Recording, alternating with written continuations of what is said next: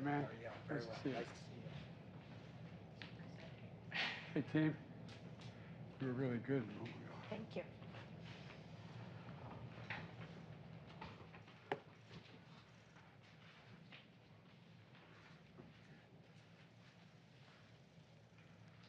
Hello, folks. Can they hear me up on the stage there? Well, let me begin by saying I apologize being a little late. There's a vote going on right now that I've a mild interest in, and I apologize for keeping you waiting. First of all, I want to thank the CEOs from some of America's leading companies, from technology to financial services to travel and retail. And we'll hear directly about the outlook for their businesses and the economy from their perspective, and how we transition from a historic economic recovery to a stable, steady growth and lower inflation without letting go of all the historic gains we made over the last 18 months. But before we get started, I want to say two things about the GDP report we received this morning. First, it's important to start with what we know before this morning's report. Our job market remains historically strong. Our economy created more than 9 million jobs since I came to office, in no small part because of the people on this stage. Our economy created more than 1 million jobs in the second quarter, the same period as today's GDP report covers. And our unemployment rate is 3.6%, near a record historic low. Secondly, households and businesses, the engines of our economy, continue to move forward. Just this past week, SK Group from Korea was here at the White House to announce $22 billion in new investment in semiconductors, advanced batteries, and electric vehicle chargers, and medical devices. That's on top of the $200 billion in clean energy investments in America from other businesses since we took office, all powering the strongest rebound in American manufacturing in 3 decades. Now, there's no doubt we expect growth to be slower than last year and the rapid clip we had. But that's consistent with the transition to a stable, steady growth and lower inflation. There's going to be a lot of chatter today on Wall Street and among pundits about whether we are in a recession. But if you look at our job market, consumer spending, business investment, we see signs of economic progress in the second quarter as well. And yesterday's Fed Chairman, the Fed Chairman Powell made it clear that he doesn't think the U.S. economy is currently in a recession. He said, quote, "There are too many areas of economic where the economy is performing too well." And I said, too well, T-O-O, too well. He pointed to the labor market as an example. The best thing we can do right now is put our economy in a better position to make the transition to stable, steady growth for Congress to, steady, stable growth is for Congress to act. That's the best thing we can do. They're voting right now, as I said.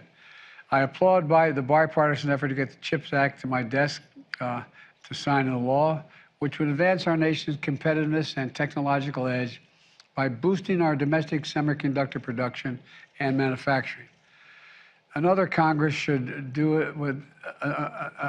that Congress should do is to pass the Inflation Reduction Act to lower prescription drug costs, which would reduce the deficit, I might add, and help ease inflationary pressures and ensure that 13 million Americans can continue to save an average of $800 per year in their health care premiums.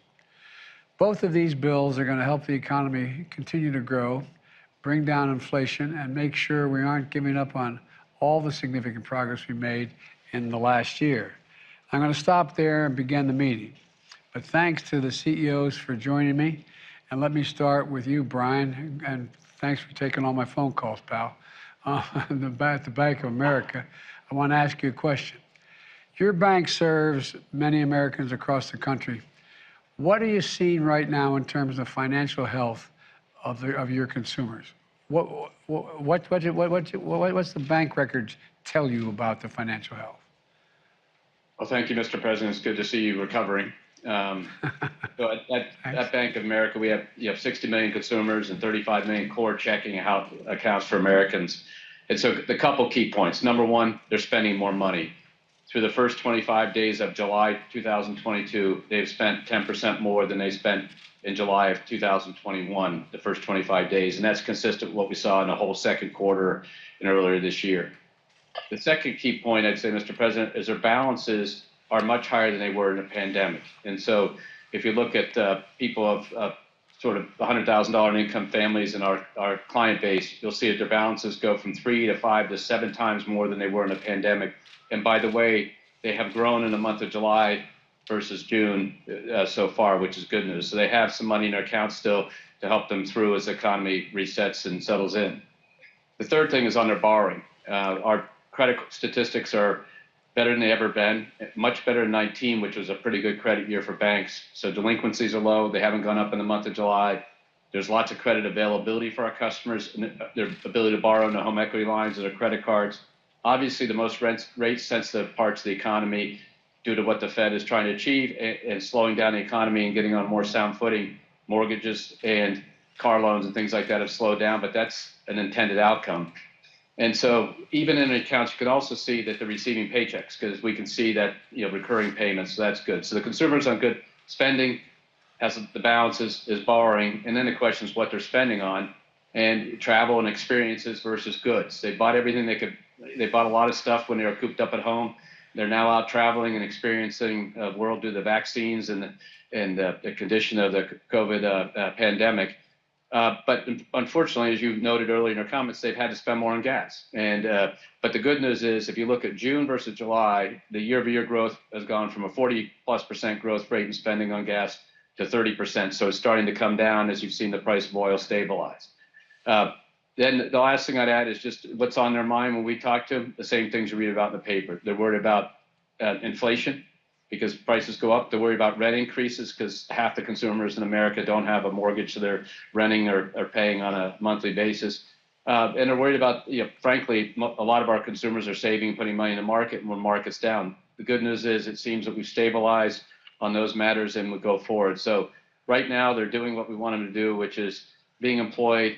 Some of the stress is in the system. There's no discounting that, and we're trying to help all those customers through the stress, but that stress has been mitigated by the work that your administration, prior administrations did to help people through the pandemic, and also just the strong employment that you spoke about. Well, Brian, thanks a lot. I really do appreciate and thanks for always being available for your input. I appreciate it a great deal. And now I have a question for the CEO of Marriott, who is very disappointed to hear they're investing in travel now. It's a great concern to Tony. Tony, the travel and hospitality industry is experiencing, it did experience tremendous hardship during the pandemic, but the recovery now is experiencing is a very different experience. It's things look really up for your industry right now. And how would you describe the industry today, and how do you see the path of demand through the end of the year? I know nothing's guaranteed, but what's your sense? Well, thank you, Mr. President, for the invitation today. I think what we've learned over the last couple of quarters is really the resilience of travel. And when we look at our forward booking data, we see real evidence of that resilience. And what's interesting, we think about our business through 3 demand segments: leisure, business travel, and group. The recovery has clearly been led by leisure. And in fact, last year, leisure demand got back to where we were pre-pandemic. But what's encouraging is we're seeing real recovery in the other 2 segments. Business transient's been a slower recovery, but as we see more and more folks returning to the office, we see continued improvement. And maybe the biggest surprise has been the pace at which group demand has come back. And group, correct.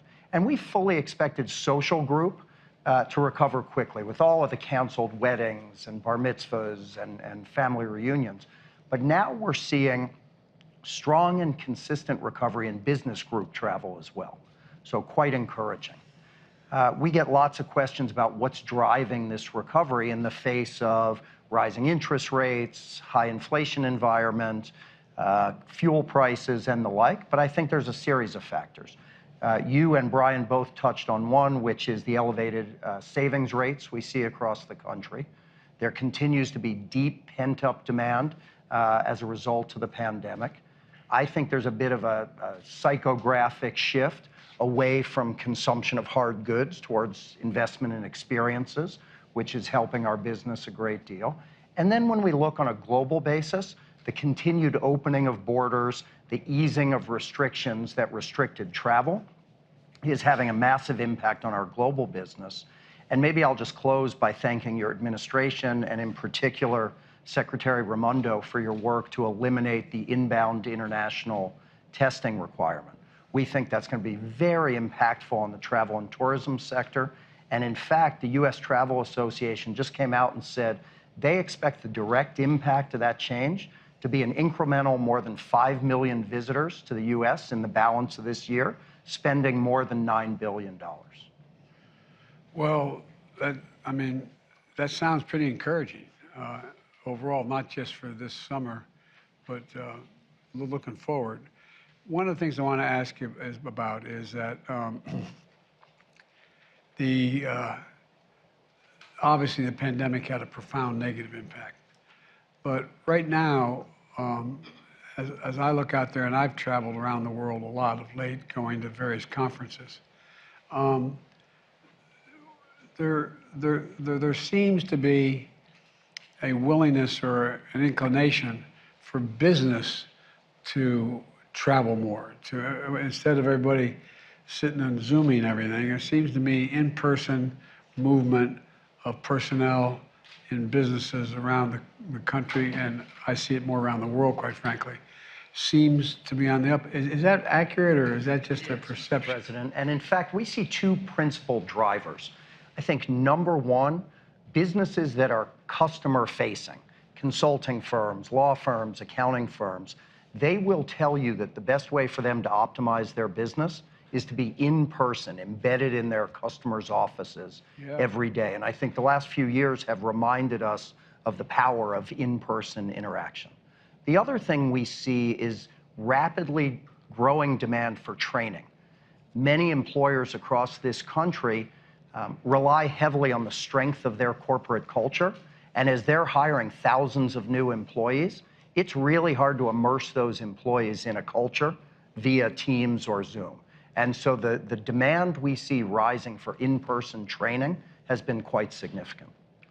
Well, I don't want to get off on this. Corning would know something about this, but there's so many new jobs on the horizon in the tech-related field that the need to train personnel to be able to handle these jobs is totally within our capacity, but it's needed. It's not like it's on-the-job training for a lot of these things. And so one of the things we're looking at, our economic team, secretary, is how we engage everything from community colleges to other entities to train people for the need that exists in that community, And so it's totally consistent with what you're saying, because they're going to be and we're talking about potentially a lot of jobs. I mean, we're talking about thousands of jobs.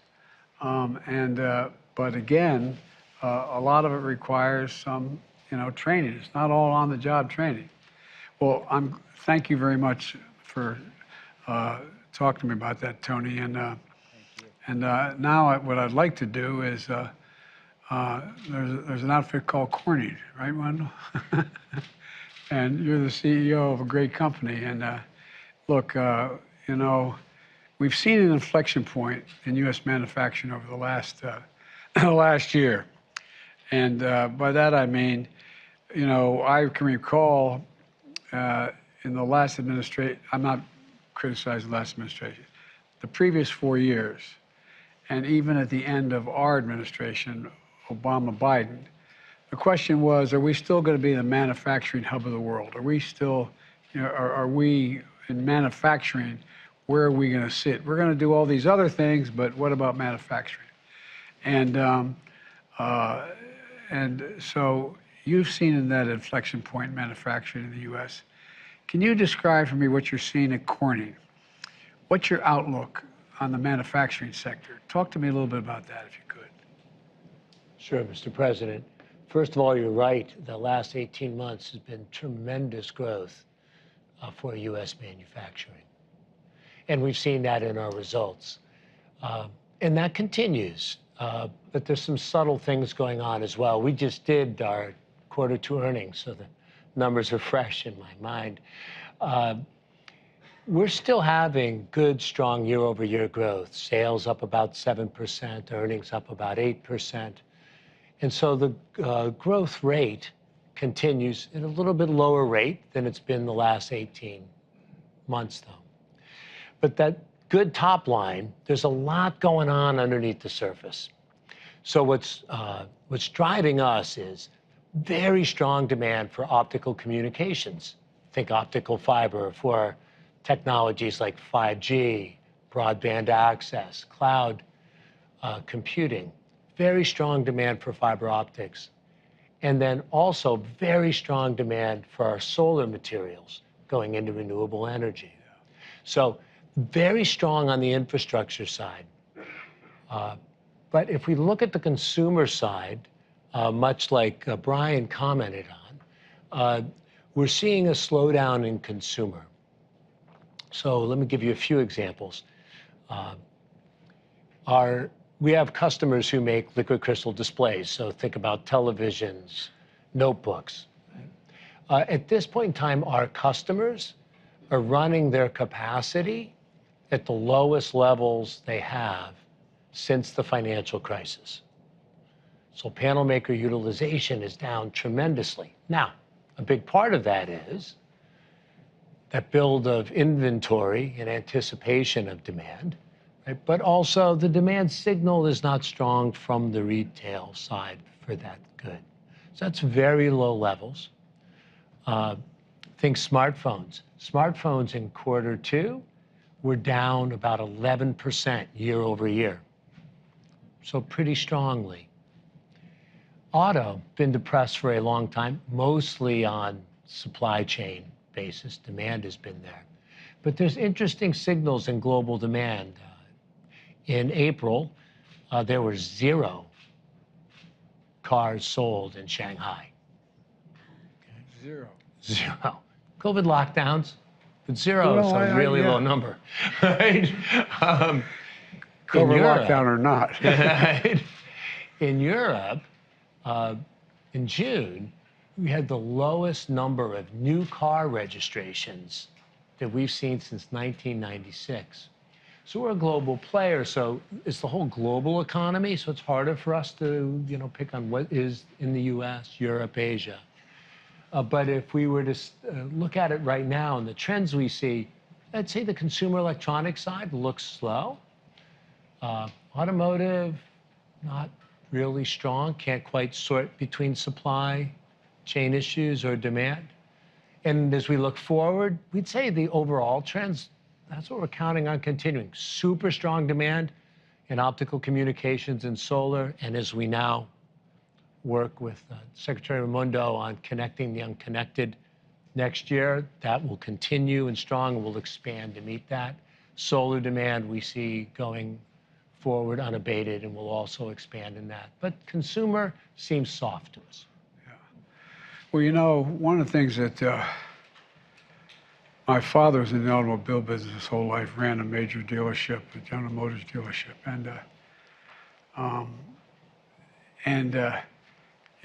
growing up as a kid, you knew whether cars were selling or not, based on tuition and whatever things. But all kidding aside, I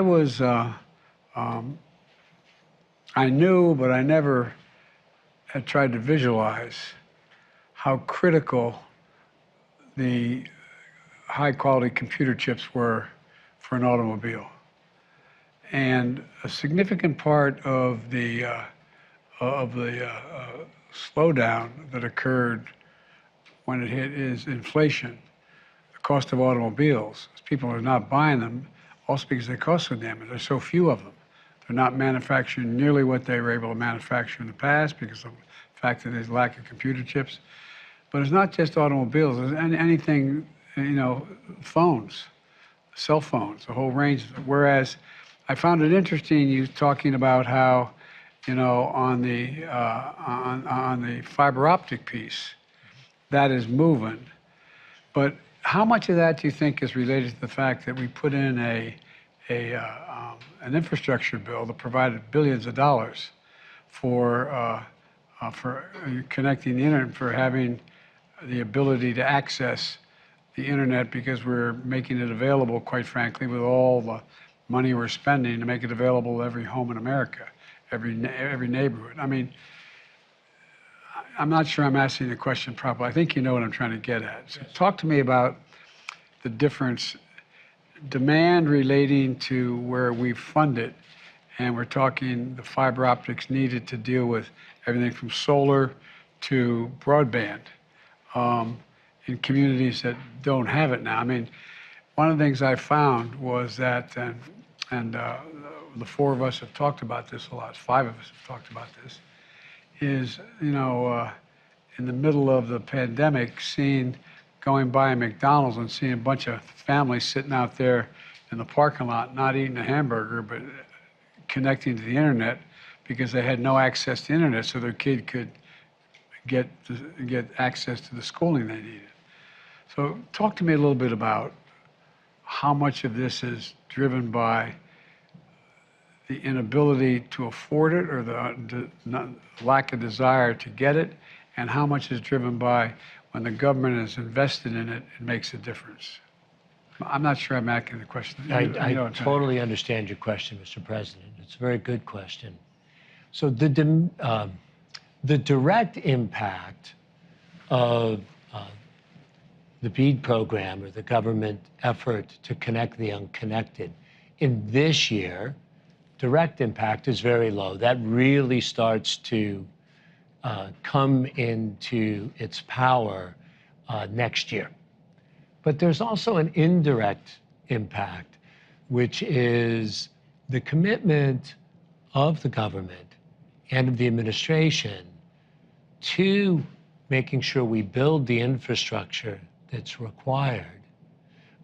Really does make a difference in the behavior of all the players. Yeah. So what we're seeing, though, is just strong demand from our carrier customers because they want to be the ones that connect folks. And they're building out 5G, new tech, which needs a lot more fiber optics than 4G. And then cloud computing also needs a lot more fiber. So those are the big secular trends. But I mean, we shouldn't underestimate the power of positive leadership on things like infrastructure. Solar also. You know, you're in the midst of passing a significant bill as we speak, hopefully, right? But if that goes through, you can expect that to trigger not just the direct government piece, but by providing that leadership, others will come in with much more serious money, right, to be able to magnify it. So it's hard to answer your question. It's a great question, but it's a very subtle effect. Well, I think you've answered it, because one of the things the Secretary has talked about is that when the government's in on something that everyone acknowledges is useful and needed, like, you know, the fiber optic change, then everybody goes, well, maybe you're trying to tell me something, huh? Oh, so far, we've got 217 yes votes for the CHIPS bill, and the House has passed it. Sorry for the interruption. But, Madam Secretary, talk a little bit about what private sector attitudes change, if they do, if the United States or the government is taking a risk and a chance on betting on by putting their dollars where their money where their mouth is in terms of what needs to be done. Yeah. First of all, congratulations. That is huge. I don't want to. Been trying a long time. Yeah, we have been. And you, the president has been amazing in his leadership on this. So thank you. Thank you. I'm a lawyer. I don't know anything about anything. You know how to lead, and that makes a difference. Well, this is a perfect example, semiconductors. I mean, the private sector is waiting for a signal, and they want predictability. There's nothing that unlocks private capital like predictability. So when the government steps up and says, We're going to invest in infrastructure, solar, chips. It provides predictability and investments, and it will encourage, I think, a lot of private sector capital to follow along. Not to mention the fact that what we're investing in, semiconductors, broadband, roads, bridges, solar, we need this. We need this to compete, as we talk about. So I think it's very significant. I'm taking too much time asking all these questions, but I have great interest in your. Can I ask Janet, Secretary Yellen, how would you characterize now? And you've been very, very straightforward in your views and everything. How would you characterize the health of the economy now? Well, thank you, Mr. President. I think I would say let's first look back at the trajectory of the economy over the last 18 months. During that period, the United States has experienced an historic economic recovery. There were 9 million jobs created, over 9 million last year, and we saw the fastest single-year decline in unemployment in our historic record. And I think at the core, this rebound has really reflected the administration's policies, especially the rescue plan and the timely fiscal support it provided, along with vaccination efforts that allowed our businesses to reopen and let Americans get back to work. Right now, there are an enormous set of global headwinds, including a war in Europe and successive variants of the pandemic, but our economy remains resilient. So we're clear-eyed about the challenges we face now and in the future, which have especially been driven by global factors like Russia's illegal war in Ukraine, the lingering effects of the pandemic with lockdowns in places like China. Growth is slowing around the world. Inflation remains unacceptably high. And of course, it's your overriding objective, our administration's top priority, to bring it down. As you said, Mr. President, we're at a transitional moment in our economy. We're focusing on moving from a period of rapid recovery that we enjoyed over the last 18 months to now achieving steady, sustainable growth, but without sacrificing the gains we've made. And, economists should look holistically, I think, at data when we evaluate the state of the economy. And we can see, for example, from today's GDP report, that growth in private demand has slowed. That does indicate an economy that is transitioning to more steady and sustainable growth. But job creation is continuing. Household finances, as we've discussed and Brian discussed, household finances remain robust. Consumers are spending. And I believe that in the months to come, with skill and luck, it will be possible to maintain that strength, particularly the strength we enjoy in the labor market, while easing the tightness that has been driving inflation. Well, there's an old expression, a baseball coach of the Dodgers years ago, Leo DeRocha, said, "I'd rather have Lady Luck sitting on my bench than skill." My grandfather was an All-American football player at Santa Clara in the turn of the century. You say, no, I'd rather have luck and skill on the bench.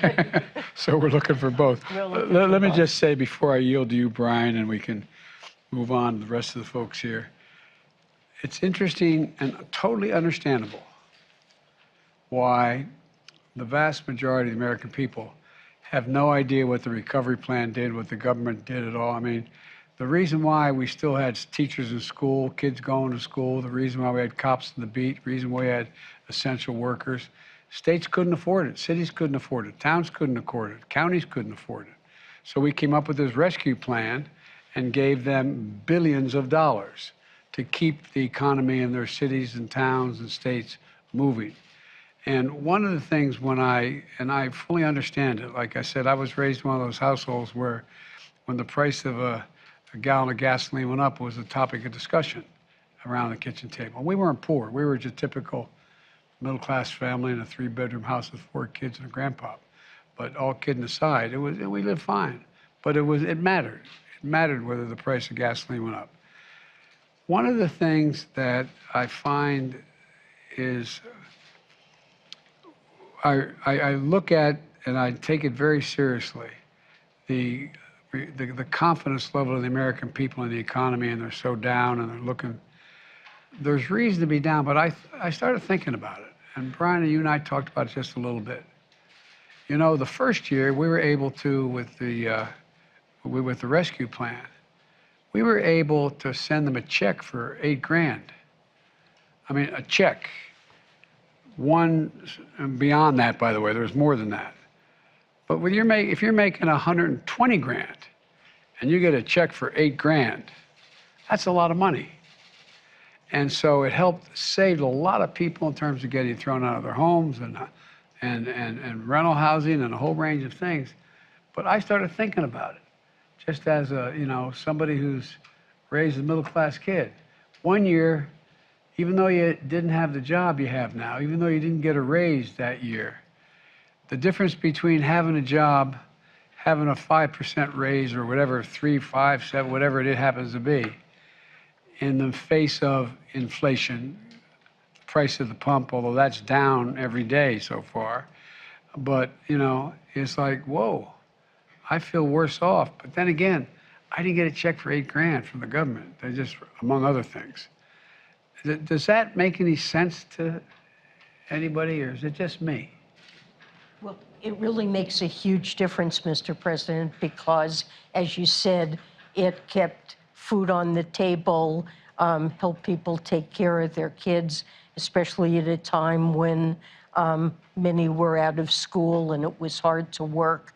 And the spending it generated put people back to work. And, as I mentioned, we've seen the biggest stretch of job creation that got America back to work. And we need to bring down inflation, but we need to preserve the success that plan achieved in the labor market. I know you're all busy as the devil, especially the folks who haven't had a chance to speak yet. I'm sorry I have so many questions, but I have great respect for your collective judgment here. Brian, I'm yielding to you. I'm going to shush up. We're going to transition here and move the press out. But I think on the